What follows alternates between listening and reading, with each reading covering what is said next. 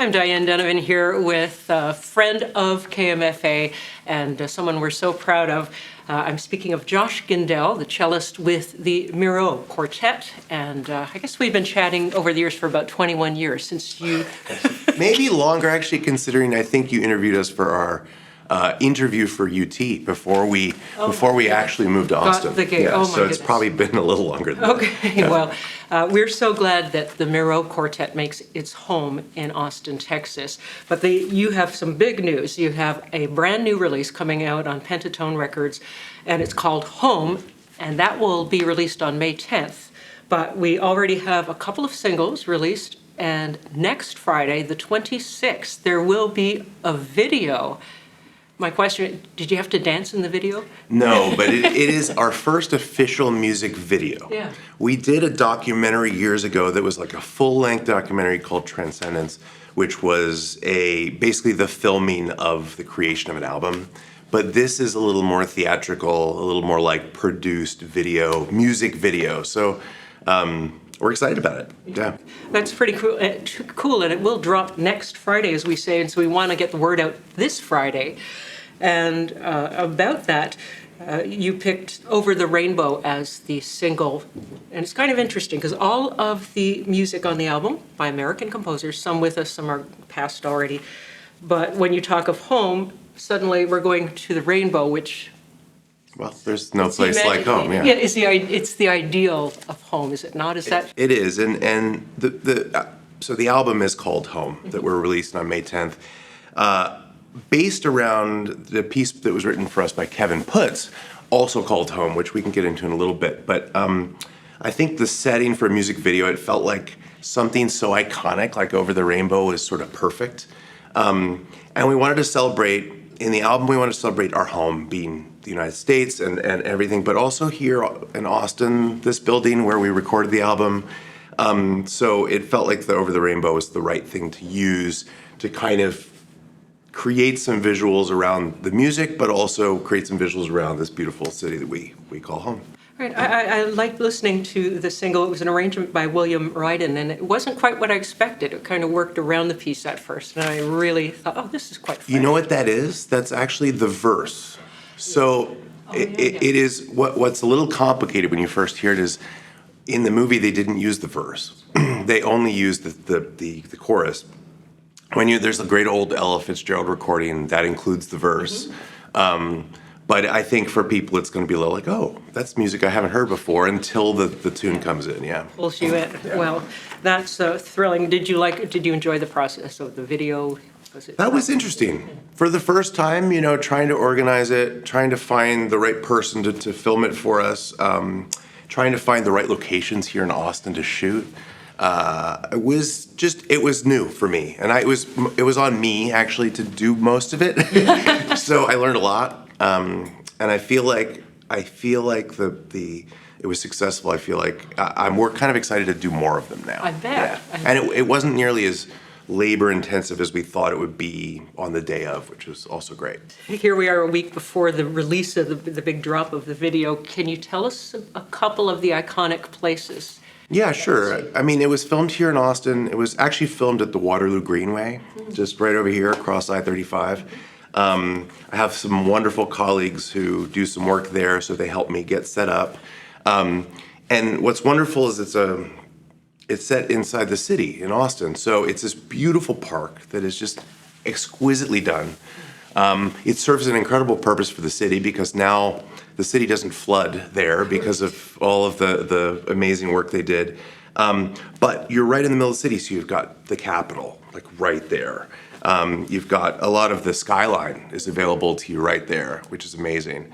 And then because we wanted to just kind of look at Austin, we filmed a couple of these sort of iconic, the Joe's Coffee Shop mural, the statues of Stevie Ray Vaughan, Willie Nelson, Yeah. That kind of stuff. The hike and bike trail, Town Lake, all of that. So yeah, there'll be little shots of everything, and there's also some shots of our homes, are literally filmed in our homes or in our yards. with our families. Oh, lovely. Well, I can't wait to see it. I have not yet seen it, but just from your description. I've only barely seen it, if that's okay. I mean, we have a little more than a week, so we still got some editing to finish up. Wow, okay. Well, the album, as I said, living and composers who have passed, all American, Kevin Putt's Home. That is something that I believe he wrote for you a few years ago. It was during COVID. You were working on it, or at least one movement of it. I think I watched a concert you gave online.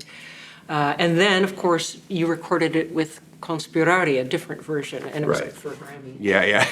So this is the original or an expanded original? Or? It is the original. It was written for us in 2019, so pre-pandemic, but it was supposed to be premiered, and we did the first premiere in 19, and then quite literally the last premiere of that piece we just finished this last January, because it was in Hong Kong, and so we couldn't get it done. You know, we just overseas travel and stuff. But it was actually kind of a blessing, because this is where this idea came from. Like when we're stuck at home, we're filming virtual performances from the studio here or from the Long Center, or we did a whole series of stuff from the lobby of the Zach Theater. Yeah. And you're stuck at home, really, and you realize the value of home. You realize how important it is.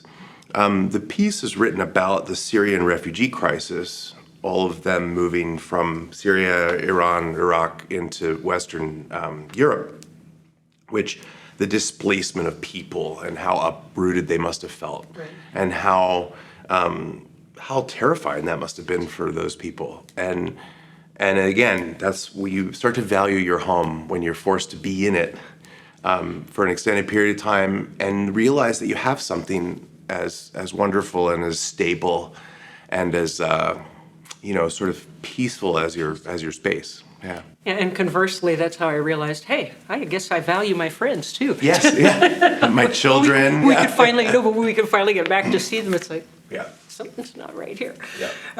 And you also have a work by Caroline Shaw on the recording. Just a sentence about that. That was written also during the pandemic, but that was actually written in the spring of 2020. So she was kind of stuck in her apartment in Brooklyn, sitting probably out on the fire escape, like we saw those photos of people doing, trying to get some fresh air. And she found this author named T.R. Darling, who actually used to be a radio host. Oh, wow. I learned that recently. But he wrote something called microfictions, which basically used the character limit of Twitter to create little works of art. And Caroline found inspiration in it because she felt like she couldn't find inspiration elsewhere. She wasn't engaging with musicians. Yeah. She wasn't performing and collaborating. And so that was her inspiration. And so she wrote her own microfictions and then set them to music. And so that's the piece. It's been a piece that we have, both the Putts and Caroline's piece feel like home now to us because of when they were written and how they became kind of important little markers in our lives in terms of timeline of the pandemic and our career. And we've gotten to play them both just all over the world, and they've been really meaningful works for us. So, and Caroline herself appears on the album too. She narrates her own writings. It's quite beautiful and arresting. I like music that makes me stop in my tracks. Yes, so. well that'll do it. Her music generally does that. Yeah, right.